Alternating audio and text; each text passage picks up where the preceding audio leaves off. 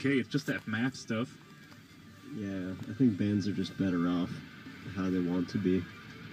Do whatever you want to. Nobody needs to tell them who they can be, what kind of music they can play.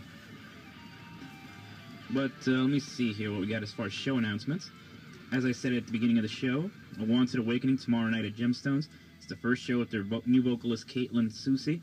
First hometown show, rather. Plus special guests, Mummified in Circuitry, Manifest, Iration, Henchmen, Untombed, Pandemonium.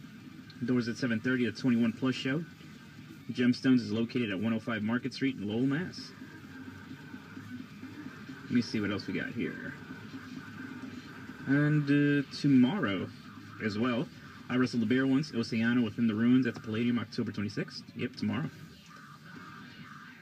And then on Monday, we have Napalm Death with Municipal Waste, Exhumed, and Vector at Middle East. On November 1st, Born of Osiris and Unnerved co-headline with special guest Wolves at the Gates. November 4th, Death Clock with guest All That Remains, Machine Head, and Black Dahlia Murder. 6 Feet Under with Cattle Decapitation and Wretched, November 5th at the Middle East. Suffocation live in the Middle East, November 11th. Converge with guest Torch and Cavell Attack at the Sinclair in Cambridge on November 12th. Revocation, A Life Once Lost, and Ken Mode at Great Scots, November 13th. Job for a Cowboy with guest Cephalic Carnage and others on November 15th at the Palladium. Man of War at the Palladium, November 23rd. Lamb of God with In Flames and Silosis, the House of Blues, November 25th. Sonata Arctica with Arcis at the Palladium on December 12th. And lastly, Killswitch Engage with special guest Shadows Fall in Akaro at Pearl Street in Northampton, Mass. Ooh. On December 19th.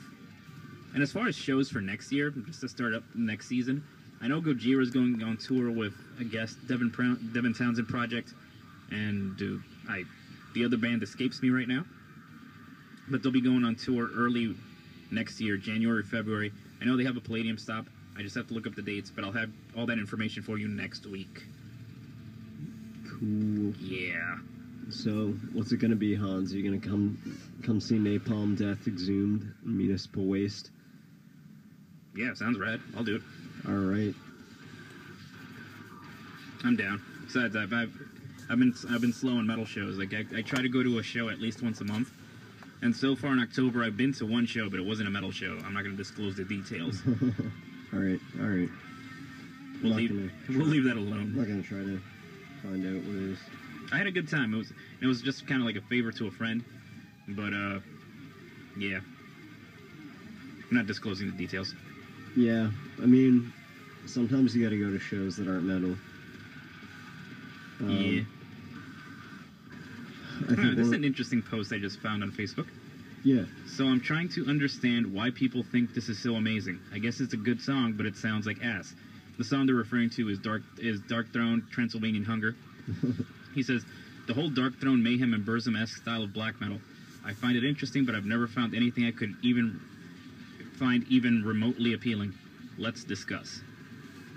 Well, here's the thing, son. Because I'm thinking if he listens to black metal at all, it's more of a, like, kind of the symphonic stuff that Emperor started experimenting with in the 90s and that Demu and Satyricon kind of ran with. Yeah. Which is great stuff. But just like that other stuff, like, kind of, I guess that's more cult. It's like, you know, Dark Throne, Mayhem, Burzum, etc. It's, you know, the lo-fi kind of sound, I guess it really kind of boils down to, like, the Venom influence. How Venom sounds like it was recorded in somebody's basement. Yeah, that's what a lot of people tried to emulate. And hell, even Emperor, in the Nightside Eclipse, was recorded in an empty bank vault. What? Fun fact. It's a cool. So a lot of these guys, it's not like they, like, yeah, they were going for a raw sound, and punk rock is